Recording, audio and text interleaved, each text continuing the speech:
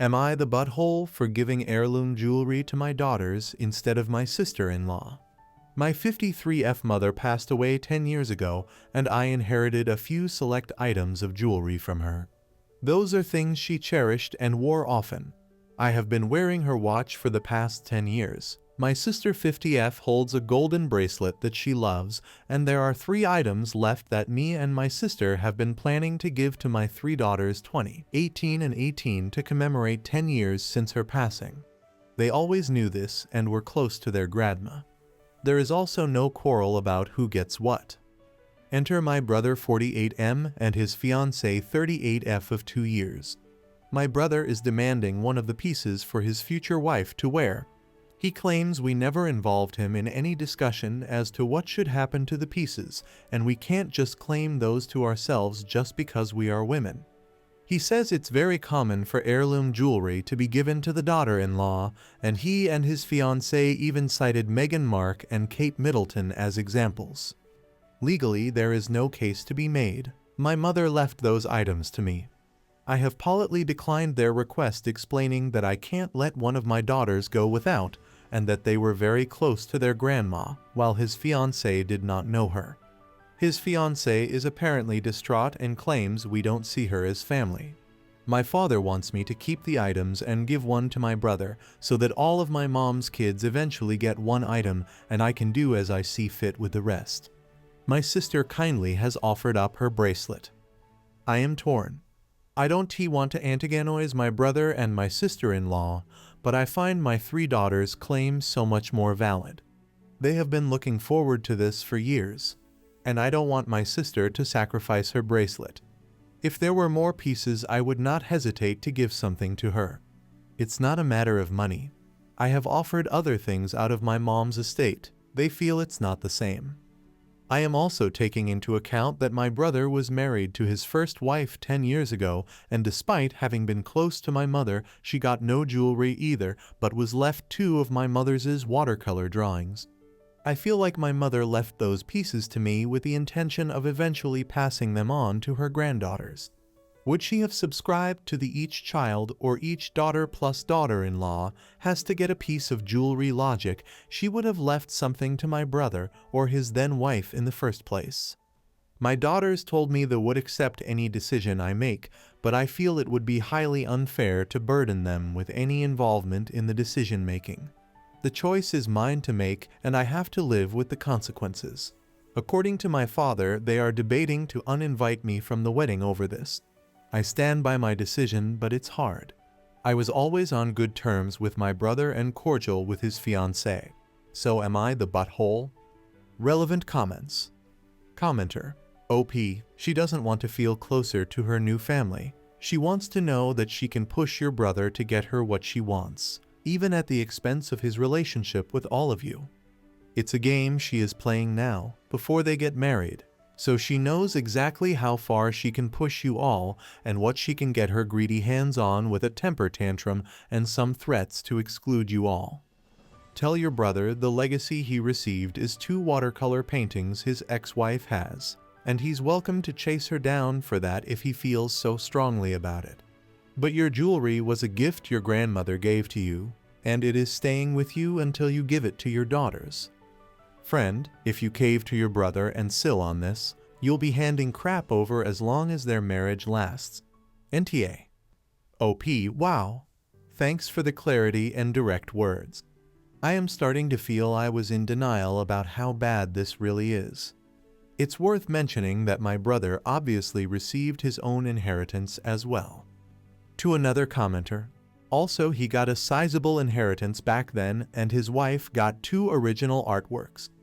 Those jewelry pieces are worth approximately $1,000 each, while my mother's original artworks are valued $1,000, $3,000. She was an illustrator, so the issue is really not me sitting on a $50,000 diamond ring while they received 2 worthless sketches. Commenter. Your dad presumably still had items from his wife. He can give one of his treasures to her. You and your sister and your 3 daughters got 1 item each. Not up for renegotiation.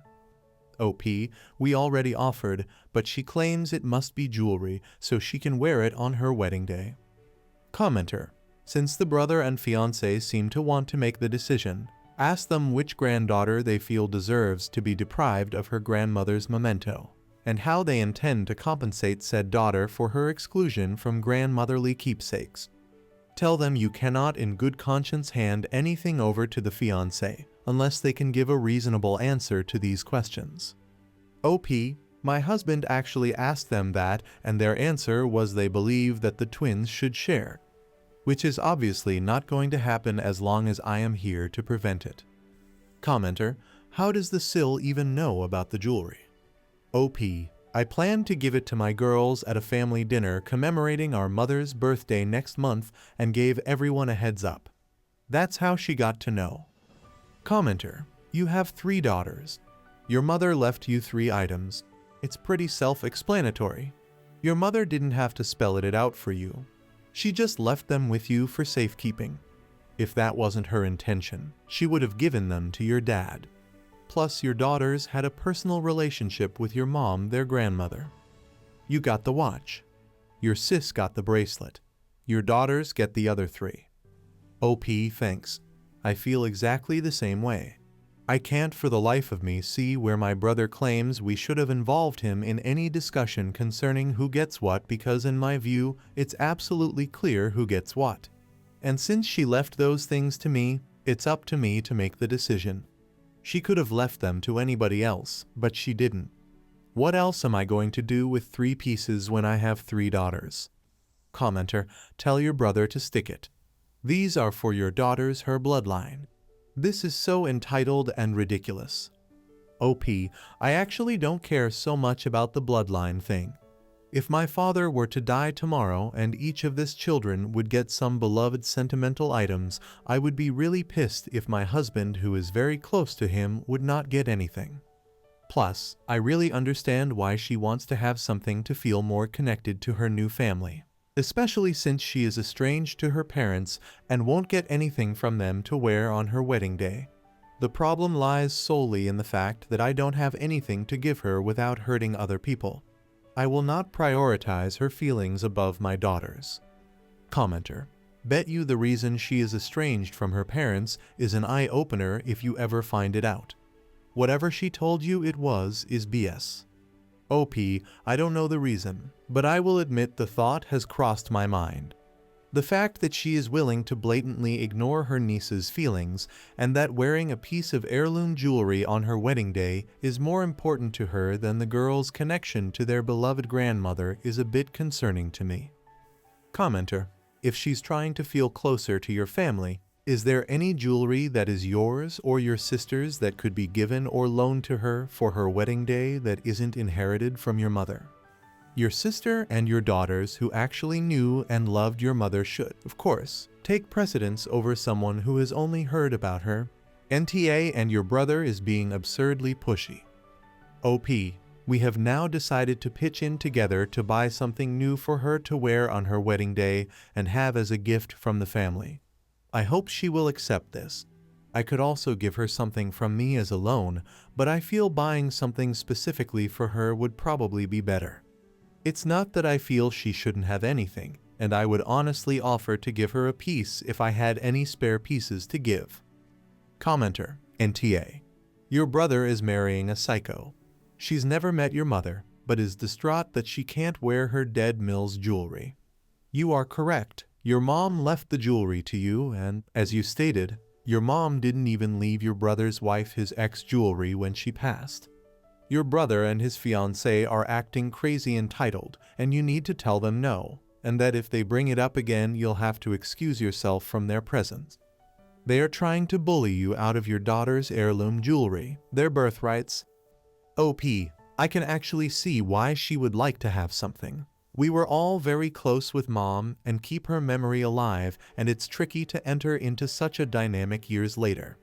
I would give her something especially to wear on her wedding day. She is estranged from her parents if I had anything to give, but I can't take away from my daughters to help her feel better. Commenter. NTA. The items were left to you.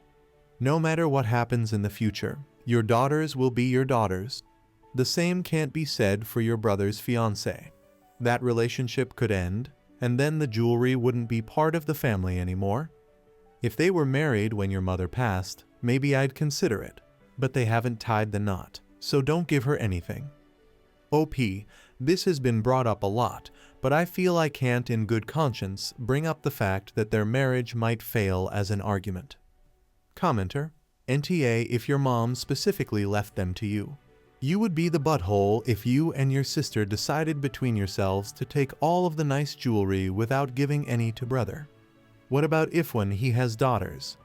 OP, he was childless back then with no intention of starting a family, and his first wife got an inheritance of her own, and so did he. He was completely fine with us deciding what to do with the jewelry, as neither him nor his ex-wife were interested.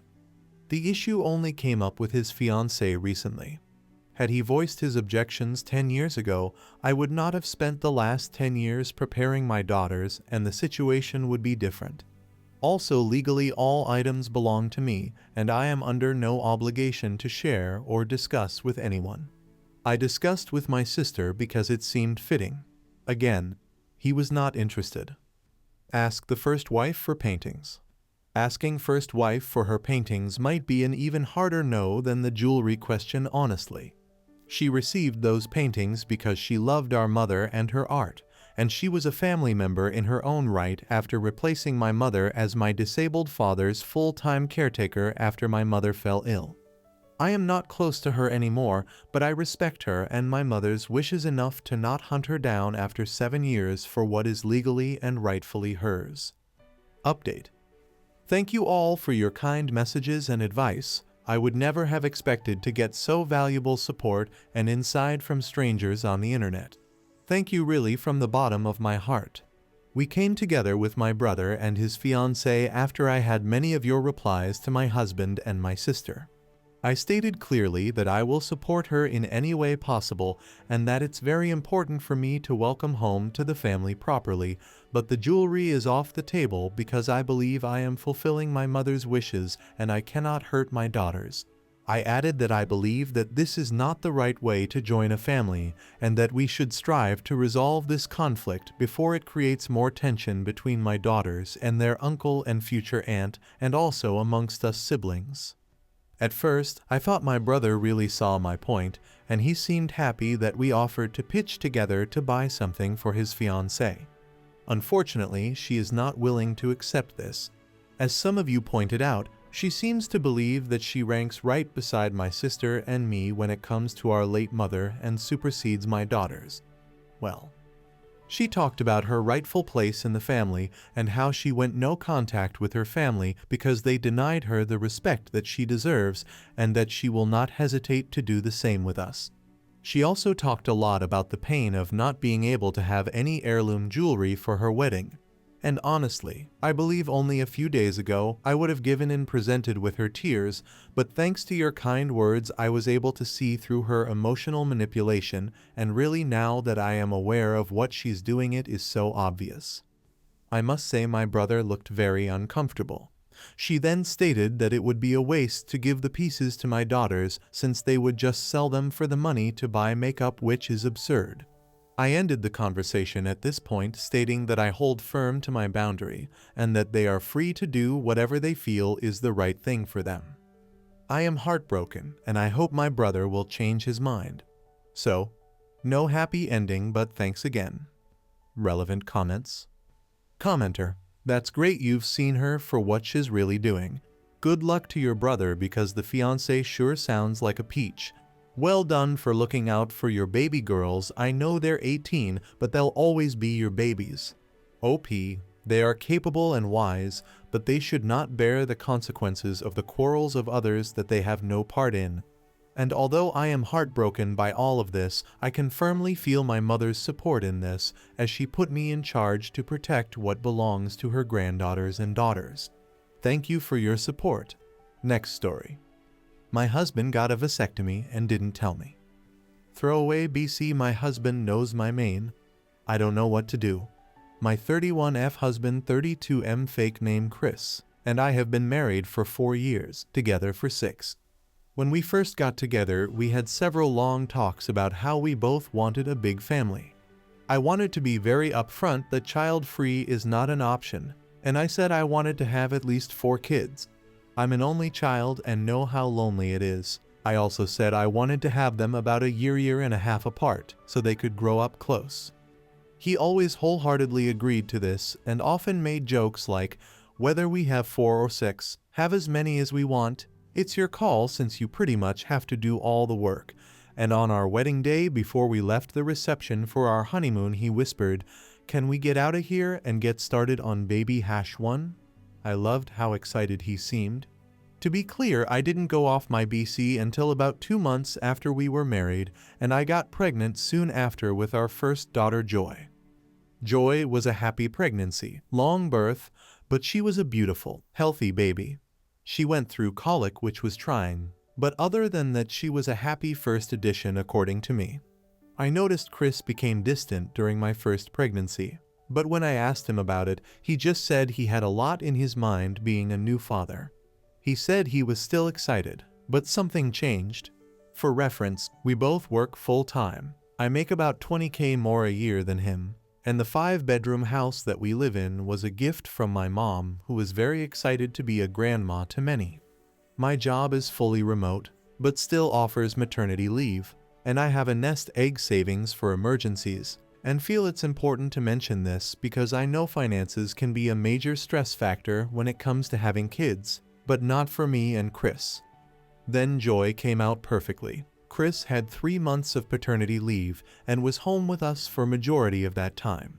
My mom visited a lot and paid to have cleaners come. There were still a lot of long nights and it was tough for me to breastfeed, but overall nothing unexpected. Chris still seemed distant, but always helped with Joy. We have an agreed open phone policy, so I did check his phone quite often, but didn't find any sign of cheating. He goes through my phone whenever he wants to. I asked if he found me unattractive while pregnant, and he assured me no. He loves me, and he's excited for our family. Fast forward a year after, we're sleeping through the night and I am back to work. Saw my doctor and was cleared to try for bundle of Joy #2, and Chris seemed very enthusiastic at this point.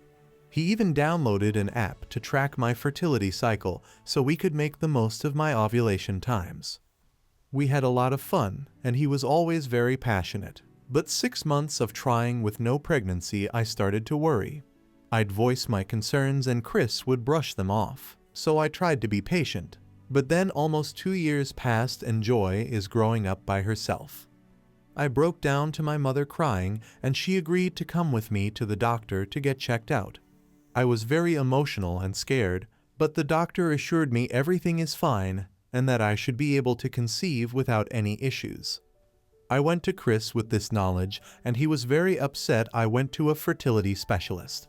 I explained I thought something might have gone wrong during my last pregnancy, concerned that I was maybe blocked or infertile somehow. He said why not wait and just let nature take its course, and I said our little girl is almost 3 and growing up by herself.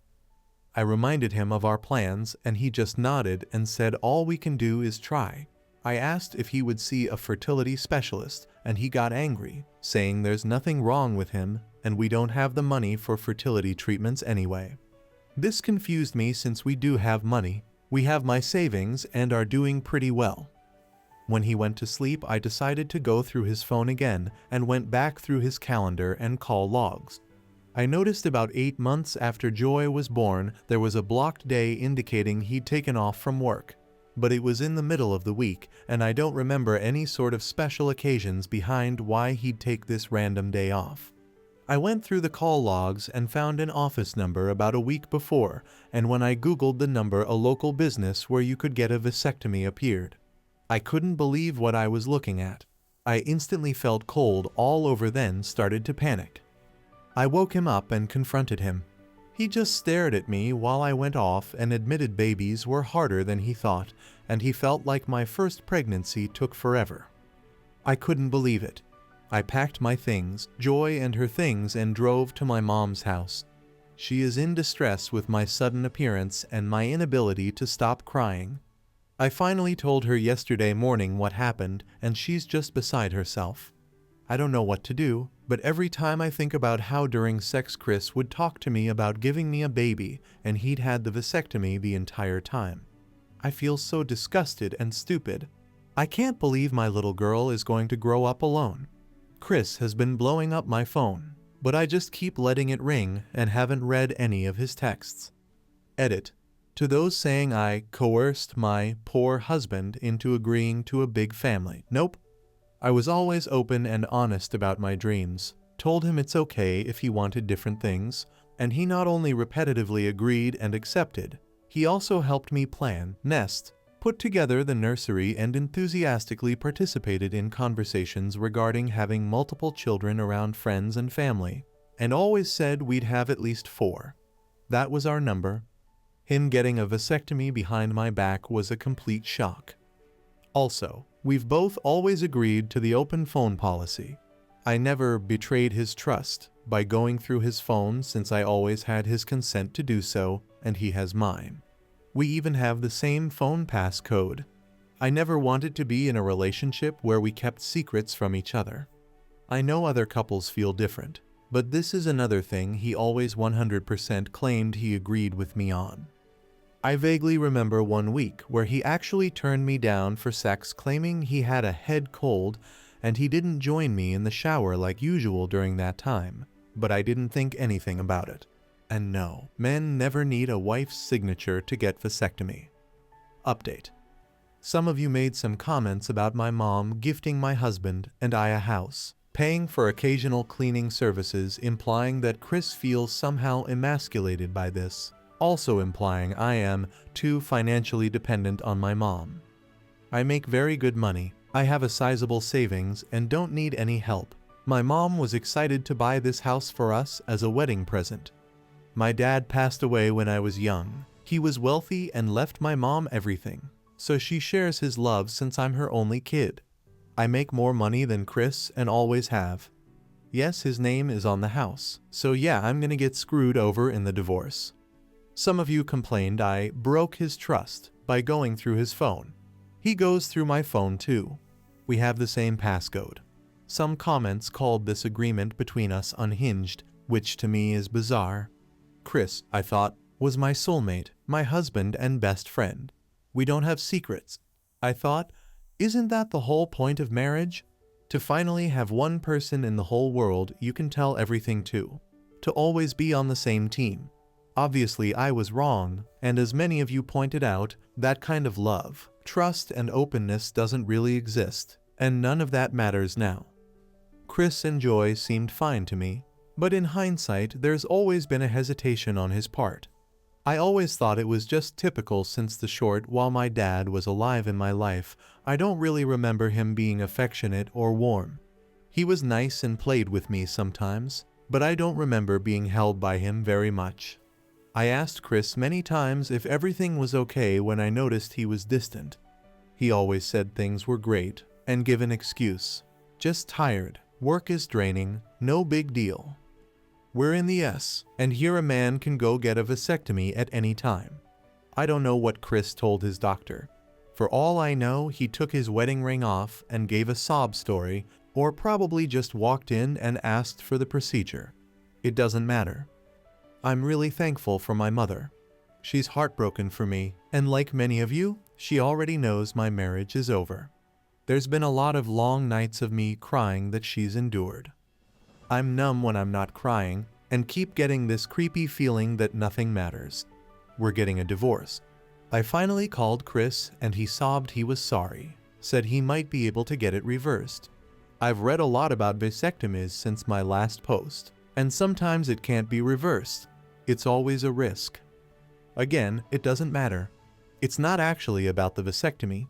It's that the person who I thought was the one person in the world that I could trust, that I was on the same page as, literally writing the book together, made this decision without me and kept it from me and lied for years.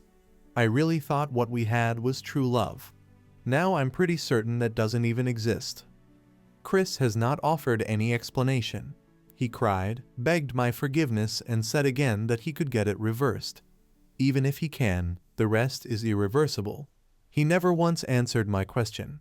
It's really painful to talk to him, So after 3 times of asking and him each time dodging answering and begging forgiveness, I finally just said to please leave the house and told him he'd hear from my lawyer. He texted that he's packed and left, and I haven't heard from him since. He never once asked about Joy. My lawyer says I might wind up paying alimony, but I might be able to get the house since it was a gift from my mother and Chris has never made any financial contribution. He also says Chris committed a kind of infidelity since he went behind my back to have this life-altering procedure and admitted it, so that might help me. To everyone telling me it's gonna be okay, and I can still have more children, all of that seems impossible right now. My heart is broken. I've never experienced such sadness, and the only relief is when I'm playing with my daughter. Her happiness is infectious. She is blissfully unaware, having the time of her life at grandma's, but unlike her father, she actually asks, "Where's Dada?" I called work and took a medical leave of absence. I found a therapist. My mom has offered to stay with me for a while, as well as hire a nanny. I hope you guys like this video. If you did, make sure like, comment, share, and subscribe the channel Jane's Stories.